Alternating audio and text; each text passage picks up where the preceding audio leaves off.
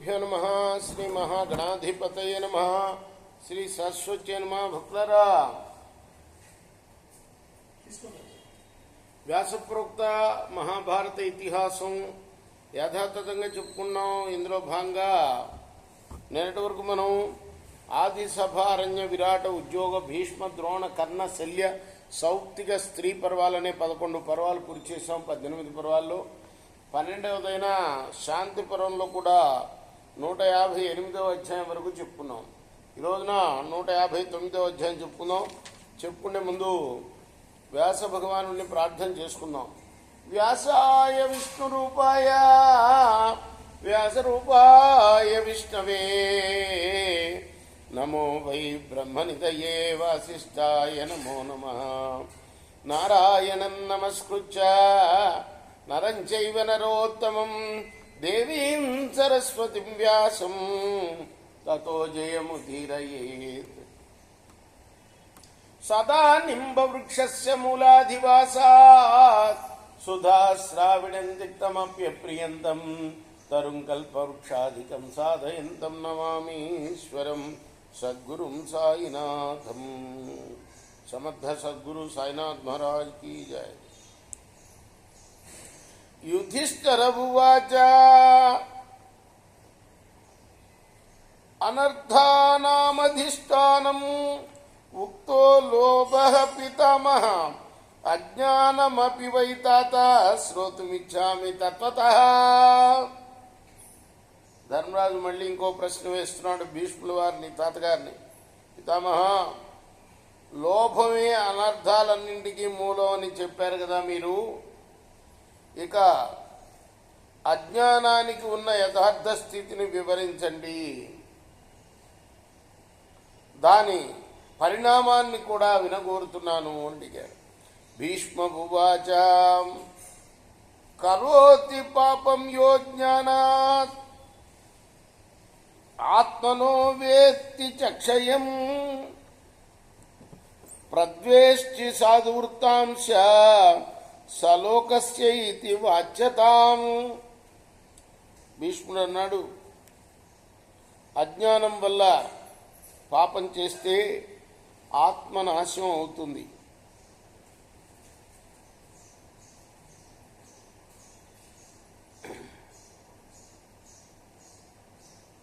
అలానే మంచివారి యొక్క నడవడిని ద్వేషించేవాడు లోక నింజుడవుతాడు. అజ్ఞానాన్నిరయం యాతి తథా జ్ఞానేన దుర్గతిం అజ్ఞానాత్ క్లేశమాప్నోతి తథాపత్సు నిమజ్జతి. అజ్ఞానం వల్ల నరకానికి వెళ్తాడు, అజ్ఞానం వల్ల దుర్గతి కలుగుతుంది, అజ్ఞానం వల్ల కష్టాలు పాలవుతాడు, ఆపదల్లో మునుగుతాడు. యుధిష్ఠిర ఉవాచ అజ్ఞానస్య ప్రవృత్తించ స్థానం వృద్ధి క్షయోదయో మూలం యోగం గతిం కాలం కారణం హేతుమేవ చ.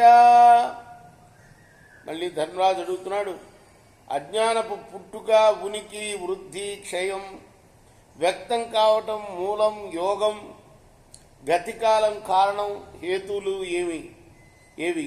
శ్రోతుమిచ్చామి తత్వేన యథావధిహ పార్థివ అజ్ఞాన ప్రసవం హీదం యదుఃఖం ఉపలభ్యతే. రాజా, నేను ఈ విషయాన్ని ఉన్నట్లుగా తత్వ వివేచనతో వినగోరుతున్నాను. మానవులకు కలిగే దుఃఖాలకు, వాటి పుట్టుకలకు అజ్ఞానమే కారణం కదా. భీష్మ ఉవాచ రాగోద్వేష తథా మోహ హర్ష శోకోభిమానిత కామ క్రోధస్య దర్పస్య తంత్రీ జాలస్యమేవ చ ఇచ్ఛాద్వేషస్తథా తాపః పరవృజ్జుపతి ఉపతాపిత అజ్ఞానమేతన్ నిర్దిష్టం పాపానాం చైవ యాః క్రియా. భీష్ముల వారు చెప్తున్నాడు, ధర్మరాజా, రాగం, ద్వేషం, మోహం, సంతోషం, శోకం, అభిమానం, కామం, క్రోధం, పొగరు, కునికిపాటు, సోమరితనం, కోరిక, ద్వేషం, సంతాపం, ఇతరుల యొక్క అభివృద్ధిని చూచి ఓర్వలేకపోవటం, పాపకార్యాలు, ఇవన్నీ కూడా అజ్ఞానం వల్లనే.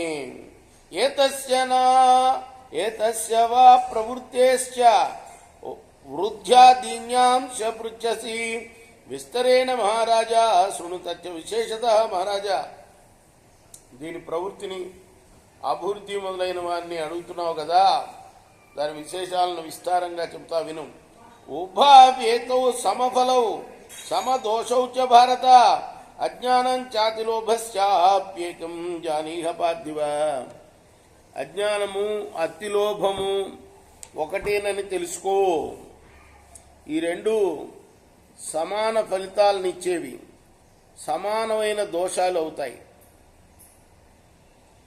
లోభ ప్రభవమజ్ఞానం వృద్ధం భూయ ప్రవర్ధతే స్థానే స్థానం క్షయే క్షణ్యం స్థానే స్థానం క్షయే క్షైన్యం ఉపైతి వివిధాంగతిం.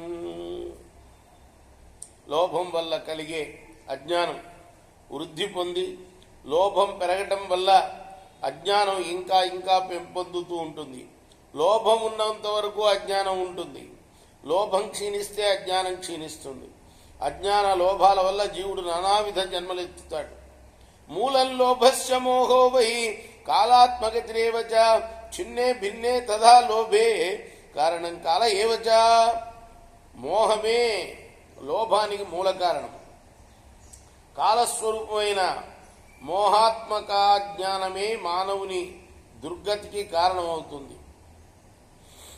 లోభం భిన్న భిన్నం కావటానికి కూడా కాలమే కారణమవుతుంది. తస్సాజ్ఞానాద్ధి లోభో హి లోభాత్ అజ్ఞానమేవచ సర్వదోషాస్తథా లోభాత్ తస్మాన్ లోభం విసర్జయేత్. మూఢుడైన మనుషుడికి అజ్ఞానం వల్ల లోభం, లోభం వల్ల అజ్ఞానం కలుగుతాయి. లోభం వల్లనే సర్వదోషాలు పుడతాయి. కాబట్టి లోభాన్ని వదిలేయాలి మానవుడు. జనకో యువనాశ్వశ్చ వృషాదర్భి ప్రసేనజిత్ లోభక్షయాద్దినం లోభక్షయాద్దివం ప్రాప్త తదైవాన్యే నరాధిప. జనకుడు, యువనాశ్వుడు, వృషాదర్భి, ప్రసేనజిత్తు, అలాగే ఇతర రాజులు లోభనాశం వల్లనే, అంటే లోభం వాళ్లలో లేకపోవడం వల్లనే స్వర్గానికి వెళ్ళారు. ప్రత్యక్షం తు కురుశ్రేష్ఠ చజ లోభమిహాత్మన త్యక్వా లోభం సుఖం లోకే ప్రేత్యచానుచరిష్యసి. ధర్మరాజా, నువ్వు ప్రయత్నపూర్వకంగా ప్రత్యక్షంగా కనిపించే ఈ లోభాన్ని వదిలిపెట్టు. లోభాన్ని వీడి ఇహలోక సుఖాన్ని, మరణానంతరం పరలోకంలో ఆనందాన్ని పొంది సుఖంగా ఉంటావు. ఇది శ్రీ మహాభారతే శాంతిపర్వణి ఆపద్ధర్మపర్వణి అజ్ఞానమహత్యే 19+100 ఇది మహాభారత ఇతిహాసంలోని శాంతి పర్వంలోని 159వ అధ్యాయం. రేపు 160వ అధ్యాయం చెప్పుకుందాం. కృష్ణార్పణమస్తు. సాయి కృష్ణార్పణమస్తు. స్వస్తి ప్రజాభ్యః పరిపాలయంతాం న్యాయేన మార్గేణ మహిం మహిషా గోబ్రాహ్మణేభ్యః శుభమస్తు నిత్యం. లోకాః సమస్తాః సుఖినో భవంతు. కృష్ణార్పణమస్తు. సాయి కృష్ణార్పణ.